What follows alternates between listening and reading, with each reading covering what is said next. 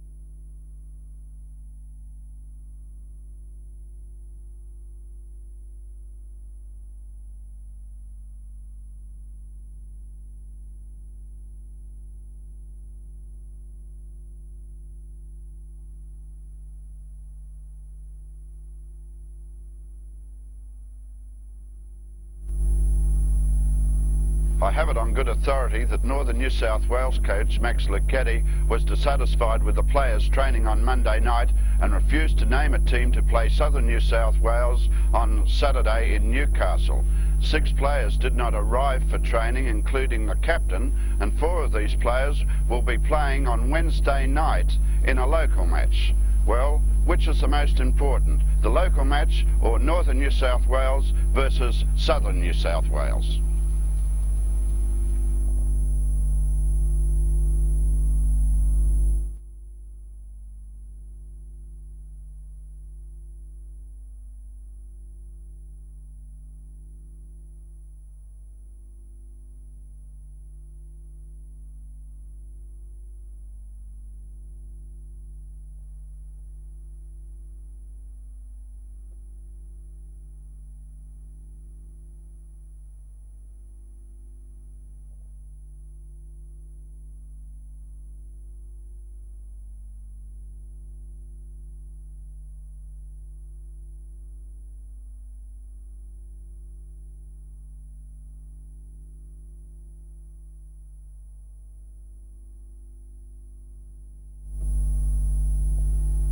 A chemist shop in High Street, Maitland. Behind the counter, your family chemist, Ken Tubman, who's also one of the quicker sort of rally drivers. And Ken, you've just got home, or been home a couple of days from this big World Cup event. Yeah. What sort of an event was it? I think it'd be true to say that it was easily the toughest one I've been in, Murray. The distance was the greatest, over 16,000 miles, and the roads were the toughest in the respect that they were roughest. They were much more twisty and windy than anything we've got in Australia, and the mountains that we went up the Andes, right through along the whole length of the Andes, we were going from heights from sea level up to 16,000 feet, and doing this up to 13,000 feet quite consistently. It was a very big thing for the cars. The cars had to be flat in the gears all the time, and some of them were that steep that we were even flat in first gear, and you know what flat in first gear means for cars that have got fairly good performance. Well, the Austin 1800, as we know it on the streets, is not renowned for high performance, but yours was a pretty quick car, I think. Yes, well actually our car was not, it wasn't very warm at all. We had a few modifications on it, but basically it was a standard car, but it revs very, very, very well, and we were going up to 6 hour in all the gears all the time, and once you get this type of car up to 6 hour in the revs, well, it goes from A to B rather quickly. It's quite a good car. Now, we read a bit about crews having to use oxygen on some of these high passes. Did you use oxygen? Yes, well, in the second part of it we did. Unfortunately, we didn't use it in the first part when we were going through the first part of the Andes in northern Argentina, where we were going from 6th hour up to 13th hour. We should have been using it there, but we didn't realise at the time that the fact that we weren't using it was jeopardising our performance.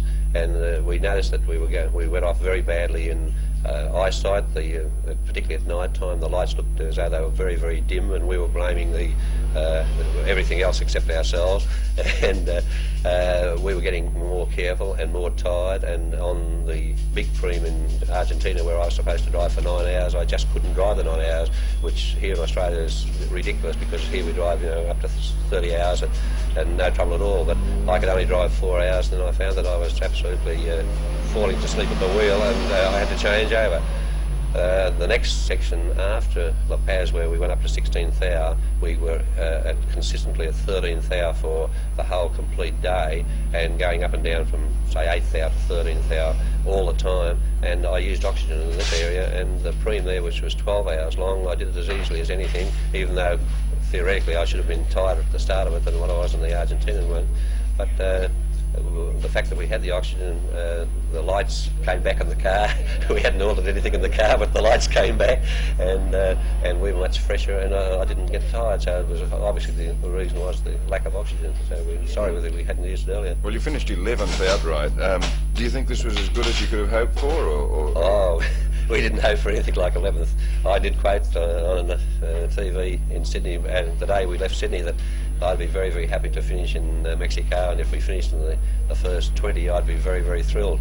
So it's past our wildest dreams to come 11th. With a little bit more luck, I think we could have improved too, but it would be impossible to beat the real experts, the real professional drivers that came in the first 10. They are the best in the world. I think Brian Calcuth, who finished second, was a bit of a surprise finishing so high up, wasn't he? Yes, well, he probably was a surprise to lots of people, but I think to BMC he wasn't, because he's one of their paid works drivers, very good, and he insisted that after having been through South America that a two-man crew could do the job, and he reckoned that the fact that you didn't have three fellows in the car plus all their gear made a much lesser load on the car, which proved that his triumph came through with hardly any work done on it at all, and the other triumphs where they had the big the three crews and the more weight were having troubles, particularly suspension-wise, and I think his theory that two was the thing and to lighten the car up, I think, was the right thing. Well, you've only been back 3 days, and in another 3 days you're off to prepare for the start of another event. You're a tiger for punishment, are you? Well, it's not that I'm a tiger, it just happens that the ampol's on in a week's time, and, well, I've got to be in it, so that's it. Fair enough. Well, congratulations on your very good performance in the World Cup Rally. Thanks, and we'll see you at Port Augusta, I guess. Yeah, I hope so. Bad luck if I was fiddled out before Port Augusta. Thanks very much. Our guest this evening, Ken Tubman from Maitland.